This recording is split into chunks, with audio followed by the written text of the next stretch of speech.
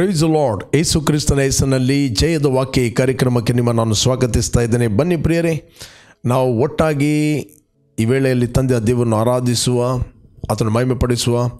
ಬನ್ನಿ, ಒಂದು ವೇಳೆ ನೀವು ಫಸ್ಟ್ ಟೈಮ್ ಟಿ ವಿಯಲ್ಲಿ ವೀಕ್ಷಿಸ್ತಾ ಇದ್ದೀರಿ ಅಥವಾ ಯೂಟ್ಯೂಬಲ್ಲಿ ನೀವು ವೀಕ್ಷಿಸ್ತಾ ಇದ್ದೀರಿ, ಯೂಟ್ಯೂಬನ್ನು ನೀವು ಸಬ್ಸ್ಕ್ರೈಬ್ ಮಾಡಿರಿ. Pastor Roshan Lobo, word of victory, ನೀವು ಸಬ್ಸ್ಕ್ರೈಬ್ ಮಾಡಿದ್ರೆ ಸಬ್ಸ್ಕ್ರೈಬ್ ಮಾಡಿರಿ. ಇತರಿಗೆ ನೀವು ಶೇರ್ ಮಾಡಿರಿ, ಈ ಮೆಸೇಜ್ಗಳನ್ನು ಇತರಿಗೆ ಶೇರ್ ಮಾಡಿರಿ. ಅನೇಕರಿಗೆ ನಿಮ್ಮ ಮೂಲಕ ಉತ್ತೇಜನವಾಗುತ್ತದೆ. ನೀವು ದೇವರ ರಾಜ್ಯದಲ್ಲಿ ನೀವು ಫಂಕ್ಷನ್ ಆಗುವವರಾಗಿದ್ದೀರಿ. ದೇವರ ವಾಕ್ಯವು ನಿಮ್ಮಲ್ಲಿ ಹಬ್ಬಿದ ಪ್ರಕಾರ ಎಲ್ಲೆಲ್ಲಿಯೂ ಬೇಗನೆ ಹಬ್ಬಿ ಅದು ಪ್ರಖ್ಯಾತಿ ಹೊಂದುತ್ತದೆ. ಓಕೆ, ಎಫೆಸ ಪಟ್ಟಣದಲ್ಲಿ ದೇವರ ವಾಕ್ಯವು ಪ್ರಬಲವಾಯಿತು ಅಂತ ಬೈಬಲ್ ಇರ್ತದೆ. ಓಕೆ, ಅದರಿಂದ ನೀವು ಅದನ್ನು ಶೇರ್ ಮಾಡಿರಿ. ಒಂದು ವೇಳೆ ನೀವು ಯಾರು ವೀಕ್ಷಿಸ್ತಾ ಇದ್ದೀರಿ, ಇತರಿಗೂ ಅದು ಎನ್ಕರೇಜ್ ಮಾಡುತ್ತದೆ. ಓಕೆ, ನಾವು ಒಟ್ಟಾಗಿ ಆರಾಧನೆ ಮಾಡುವ ತಂದೆಯ ದೇವರನ್ನು, ಮತ್ತು ನಾವು ದೇವರ ವಾಕ್ಯವನ್ನು ಧ್ಯಾನ ಮಾಡುವ. Yes Father, we thank you, Lord. Father, thank you for all the things that you've done for us, Lord. As we sing this song, Lord, give thanks with a great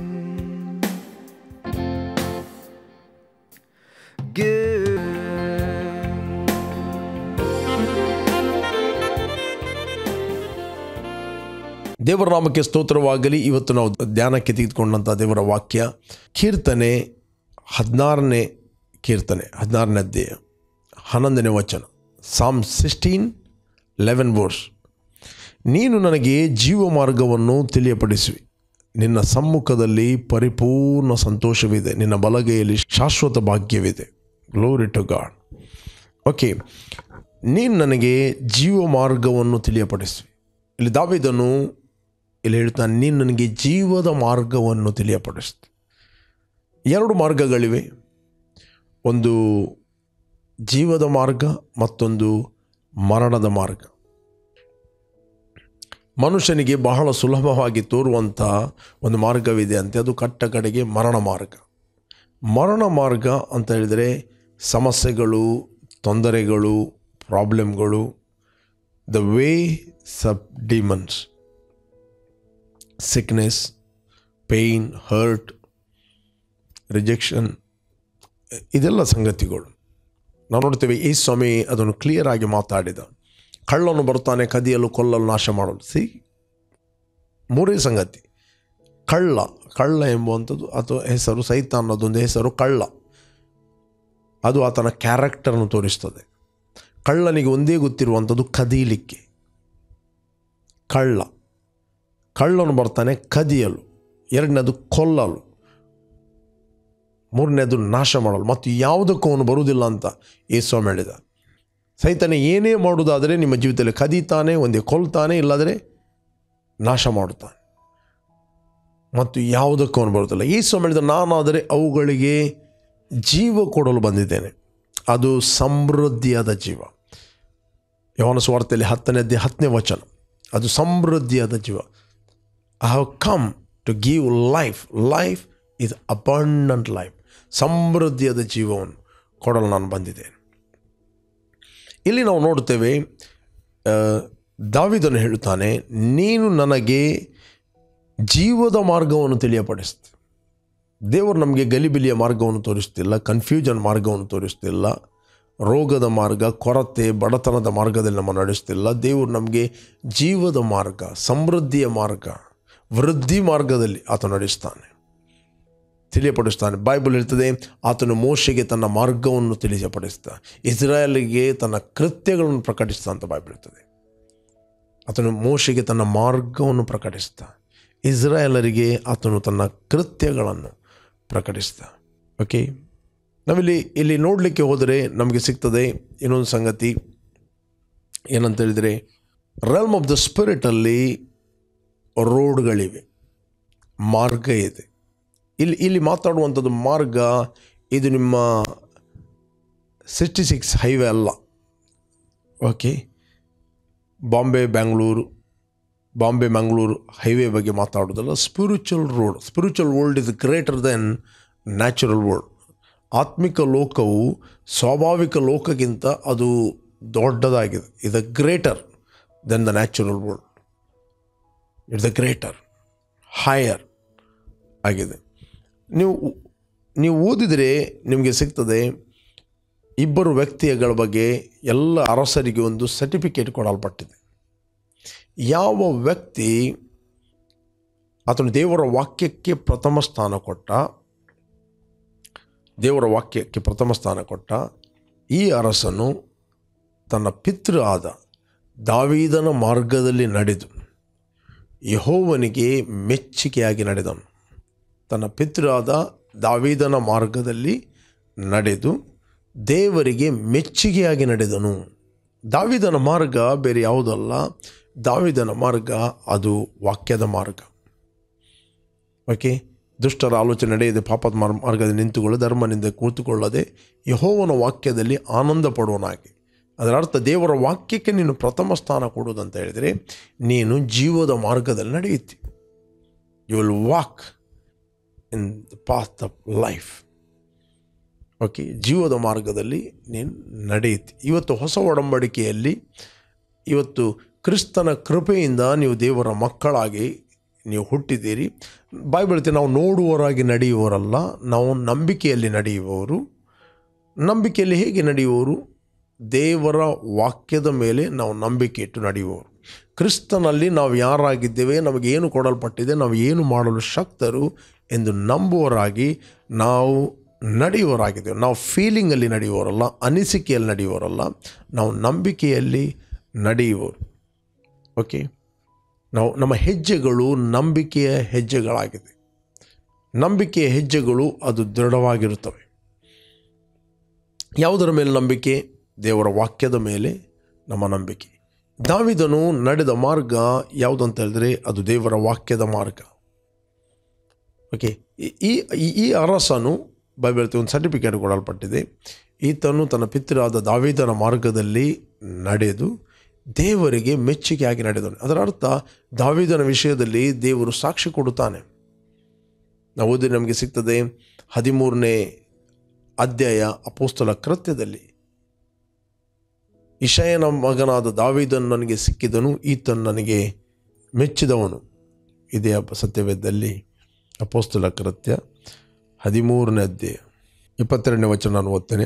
ಆಮೇಲೆ ದೇವರು ಅವನನ್ನು ತೆಗೆದು ಹಾಕಿ ದಾವೀದನನ್ನು ಅವರ ಮೇಲೆ ಅರಸನ್ನಾಗಿ ಮಾಡಿ, ಇಷಯನ ಮಗನಾದ ದಾವೀದನು ನನಗೆ ಸಿಕ್ಕಿದನು, ಅವನು ನನಗೆ ಒಪ್ಪುವ ಮನುಷ್ಯನು, ಅವನು ನನ್ನ ಇಷ್ಟವನ್ನೆಲ್ಲ ನೆರವೇರಿಸುವನು ಎಂಬುದಾಗಿ ಅವನ ವಿಷಯದಲ್ಲಿ ಸಾಕ್ಷಿ ಹೇಳಿದನು. ಯಾರು ಸಾಕ್ಷಿ ಹೇಳಿದನು? ದೇವರು ಸಾಕ್ಷಿ ಹೇಳಿದನು. ಈ ವ್ಯಕ್ತಿ ನನಗೆ ಒಪ್ಪುವ ವ್ಯಕ್ತಿ, ಈ ವ್ಯಕ್ತಿ ನನಗೆ ಮೆಚ್ಚುವ ವ್ಯಕ್ತಿ, ನನಗೆ ಮೆಚ್ಚಿದ ವ್ಯಕ್ತಿ, ನನಗೆ ಇಷ್ಟವುಳ್ಳ ವ್ಯಕ್ತಿ. ದೇವರು ಆತನ ಬಗ್ಗೆ ಸಾಕ್ಷಿ ಕೊಟ್ಟನು. ಮತ್ತು ಯಾರೆಲ್ಲ ಅರಸನು ದೇವರ ವಾಕ್ಯಕ್ಕೆ ಪ್ರಥಮ ಸ್ಥಾನ ಕೊಟ್ಟನು ಅವನಿಗೆ ಹೇಳಲ್ಪಟ್ಟಿದೆ, ಈತನು ತನ್ನ ಪಿತೃವಾದ ದಾವೀದನ ಮಾರ್ಗದಲ್ಲಿ ನಡೆದು ದೇವರಿಗೆ ಮೆಚ್ಚುಗೆಯಾಗಿ ನಡೆದನು. ಯಾವೆಲ್ಲ ಅರಸನು ದೇವರ ವಾಕ್ಯವನ್ನು ನಿರಾಕರಿಸಿದನು, ದೇವರ ವಾಕ್ಯವನ್ನು ಅಲಕ್ಷ್ಯ ಮಾಡಿದನು, ದೇವರ ವಾಕ್ಯವನ್ನು ಗಣನೆಗೆ ತರಲಿಲ್ಲ, ಅವನಿಗೊಂದು ಸರ್ಟಿಫಿಕೇಟ್ ಕೊಡಲ್ಪಟ್ಟಿದೆ.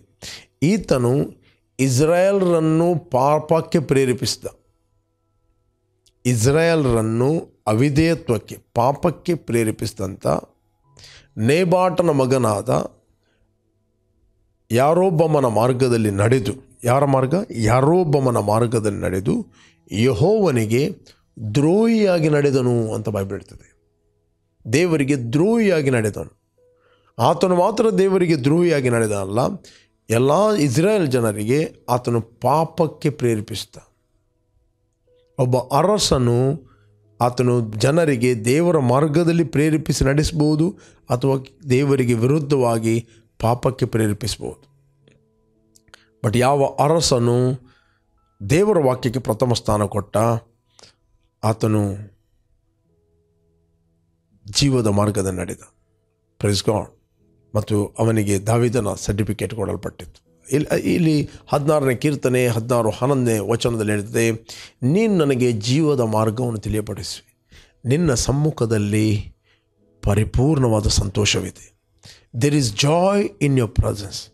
ಪ್ರೇರೆ, ಆತನ ಸನ್ನಿಧಾನದಲ್ಲಿ ಕನ್ಫ್ಯೂಷನ್ ಇಲ್ಲ, ಆತನ ಸನ್ನಿಧಾನದಲ್ಲಿ ಗಲಿಬಿಲಿ ಇಲ್ಲ, ಆತನ ಸನ್ನಿಧಾನದಲ್ಲಿ ನಿರಾಶೆ ಇಲ್ಲ, ಆತನ ಸನ್ನಿಧಾನದಲ್ಲಿ ಜಿಗುಪ್ಸೆ ಇಲ್ಲ, ಆತನ ಸನ್ನಿಧಾನದಲ್ಲಿ ಪರಿಪೂರ್ಣವಾದ ಸಂತೋಷವಿದೆ.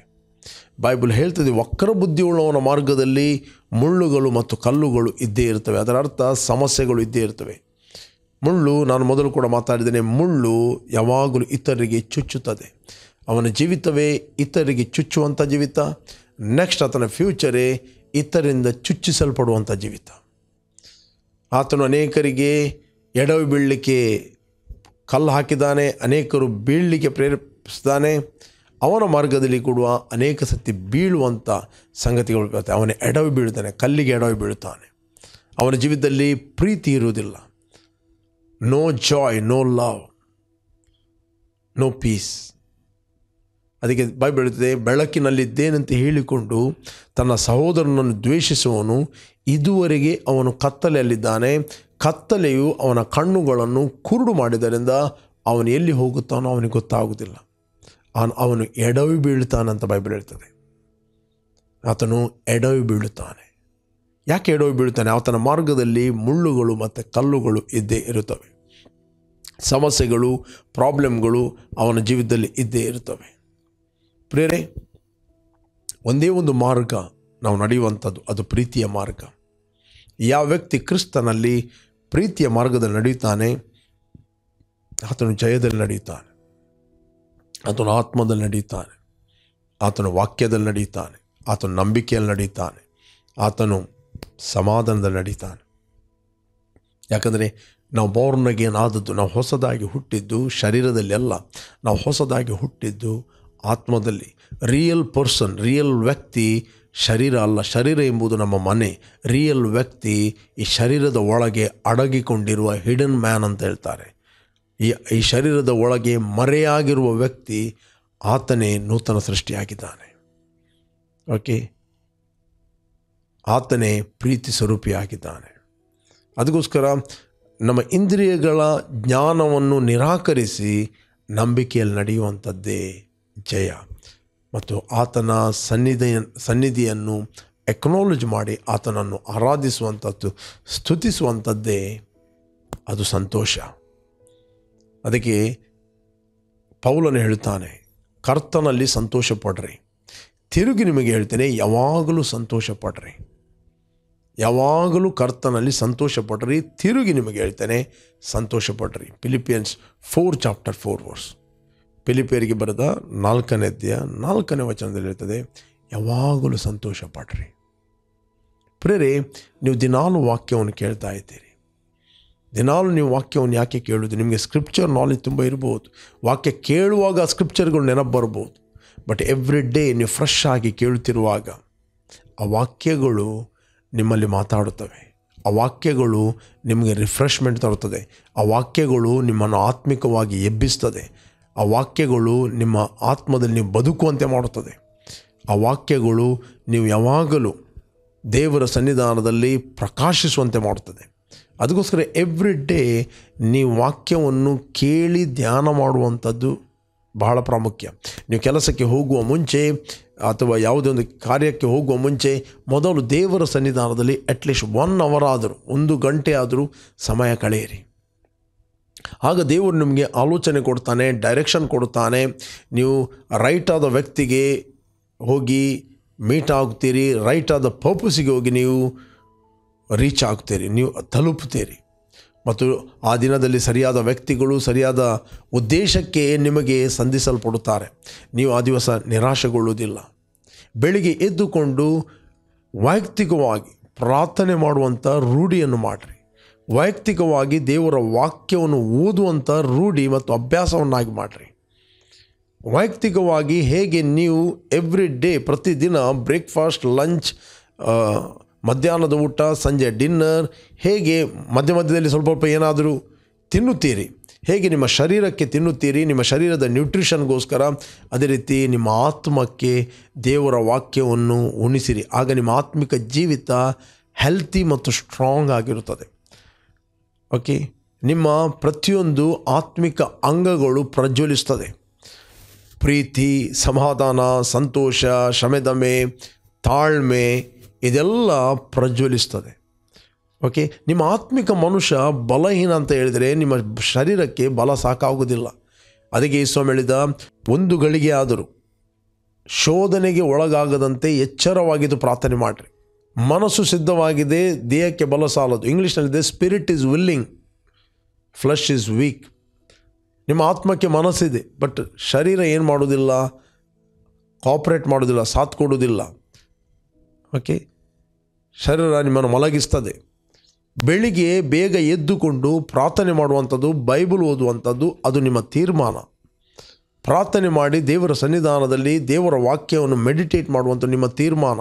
ದೇವರು ನಿಮಗೆ ದಿನಕ್ಕೆ 24 ಗಂಟೆ ಕೊಟ್ಟಿದ್ದಾನೆ, 24 hours. ನೀವು 1-2 ಗಂಟೆ ಆದರೂ ದೇವರಿಗೆ ಸಮಯ ಕೊಡೋದಿಲ್ಲ ಅಂತೇಳಿ, ನಿಮ್ಮ ಆತ್ಮಿಕ ಬೆಳವಣಿಗೆ, ನಿಮ್ಮ ಆತ್ಮಿಕ ಡೆವಲಪ್ಮೆಂಟಿಗೆ ನಿಮಗೆ ಟೈಮ್ ಇಲ್ಲ ಅಂತ ಹೇಳಿದರೆ, ಹೇಗೆ ನೀವು ಆತ್ಮಿಕ ಜೀವಿತದಲ್ಲಿ ಅಭಿವೃದ್ಧಿ ಆಗುವಂಥದ್ದು, ಹೇಗೆ ನೀವು ಶೋಧನೆಗಳನ್ನು ಎದುರಿಸಿ ಜೀವಿಸುವಂಥದ್ದು. ನೀವು ಆತ್ಮಿಕವಾಗಿ ಫಿಟ್ ಇದ್ದರೆ ನೀವು ಶಾರೀರಿಕವಾಗಿ ಫಿಟ್ ಇರುತ್ತೀರಿ. ನೀವು ಆತ್ಮಿಕವಾಗಿ ಹೆಲ್ತಿ ಇದ್ದರೆ ಶಾರೀರಿಕವಾಗಿ ನೀವು ಹೆಲ್ತಿ ಇರುತ್ತೀರಿ. ನಿಮ್ಮ ಆತ್ಮಿಕ ಮನುಷ್ಯನು ಸ್ಟ್ರಾಂಗ್ ಆಗಿದ್ದರೆ ನಿಮ್ಮ ಹೊರಗಿನ ಮನುಷ್ಯನು ಪರ್ಫೆಕ್ಟ್ ಆಗಿರುತ್ತಾನೆ. ನಿಮ್ಮ ಒಳಗಿನ ಮನುಷ್ಯನಿಗೆ ನೀವು ಟೇಕ್ ಕೇರ್ ಮಾಡಿದರೆ ಆತನ ಹೊರಗಿನ ಮನುಷ್ಯನನ್ನು ಟೇಕ್ ಕೇರ್ ಮಾಡುತ್ತಾನೆ. ಒಂದು ಮರದ ಬುಡವನ್ನು ಟೇಕ್ ಕೇರ್ ಮಾಡಿದರೆ ಅದರ ಫಲ ತನ್ನಷ್ಟಕ್ಕೆ ಇರುತ್ತದೆ. ಪ್ರಿಯರೇ, ಯಾವಾಗ ನಾವು ಕ್ರಿಸ್ತನಲ್ಲಿ ಯಾರಾಗಿದ್ದೇವೆ, ನಮಗೇನು ಕೊಡಲ್ಪಟ್ಟಿದೆ, ಏನು ಮಾಡಲು ಶಕ್ತ ಎಂದು ತಿಳಿಯುವಂಥ ಮನಸ್ಸು ನಿಮಗಿದ್ದರೆ ಆತ ನಿಮಗೆ ಜೀವದ ಮಾರ್ಗವನ್ನು ತಿಳಿಯಪಡಿಸ್ತಾನೆ. ಕ್ರಿಸ್ತನಲ್ಲಿ ಅದನ್ನು ಆಲ್ರೆಡಿ ನಿಮಗೆ ತಿಳಿಯಪಡಿಸಿದ್ದಾನೆ.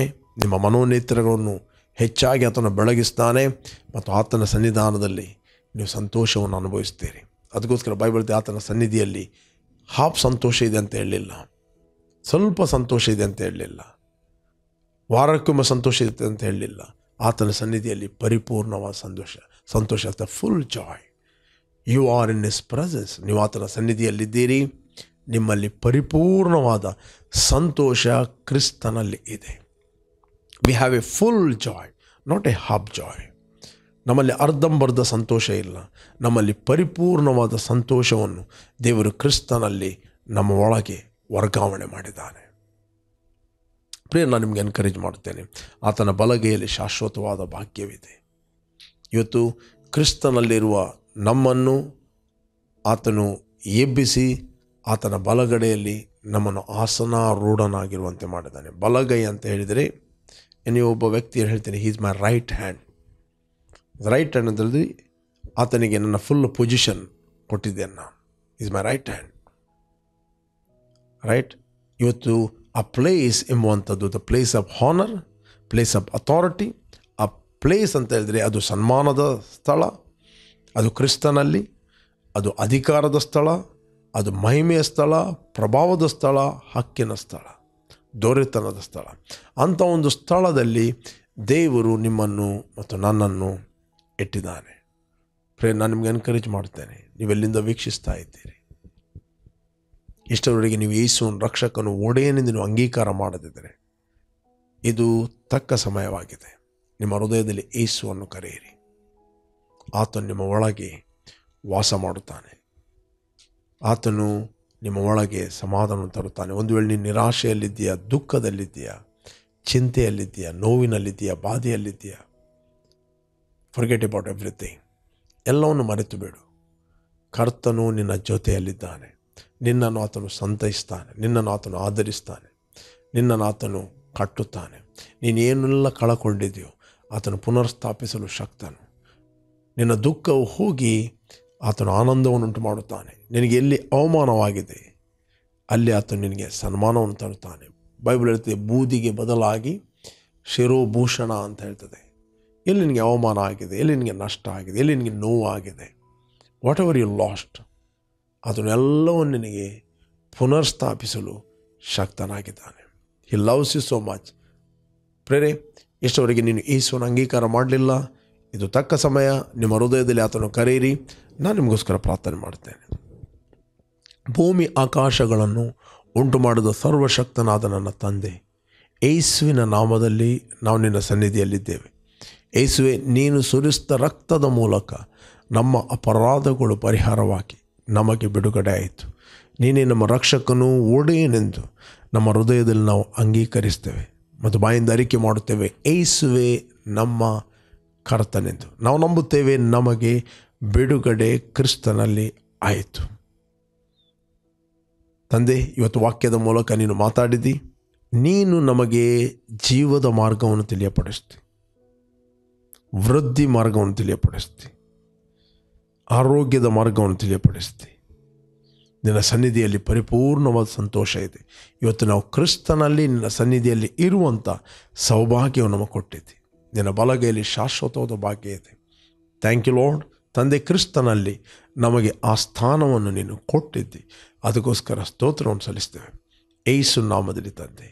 Amen, amen, amen. Praise God. Okay, ಯಾರು ನೀವು ಬರ್ತ್ಡೇ ಮತ್ತು ವೆಡ್ಡಿಂಗ್ ಆ್ಯನಿವರ್ಸರಿಯನ್ನು ಸೆಲೆಬ್ರೇಟ್ ಮಾಡ್ತಾ ಇದ್ದೀರಿ, ನಿಮಗೋಸ್ಕರ ನಾವು ಪ್ರಾರ್ಥನೆ ಮಾಡ್ತೇವೆ. Blessed happy birthday and blessed happy wedding anniversary. ತಂದೆ, ಯಾರು ಇವತ್ತು ಬರ್ತ್ಡೇ ಮತ್ತು ವೆಡ್ಡಿಂಗ್ ಆ್ಯನಿವರ್ಸರಿಯನ್ನು ಸೆಲೆಬ್ರೇಟ್ ಮಾಡ್ತಾ ಇದ್ದಾರೋ ಅವರಿಗೋಸ್ಕರ ನಾವು ಪ್ರಾರ್ಥಿಸ್ತೇವೆ. ಇವರು ಫ್ರೂಟ್ಫುಲ್ ಆಗಲಿ, ಬ್ಲೆಸ್ ಆಗಲಿ. ಕೆಡುಕನ ಎಲ್ಲ ಕೈಗಳಿಂದ ಇವರನ್ನು ತಪ್ಪಿಸಿ ಕಾಪಾಡಬೇಕಾಗಿ ನಾವು ಕೇಳಿಕೊಳ್ತಾ ಇದ್ದೇವೆ.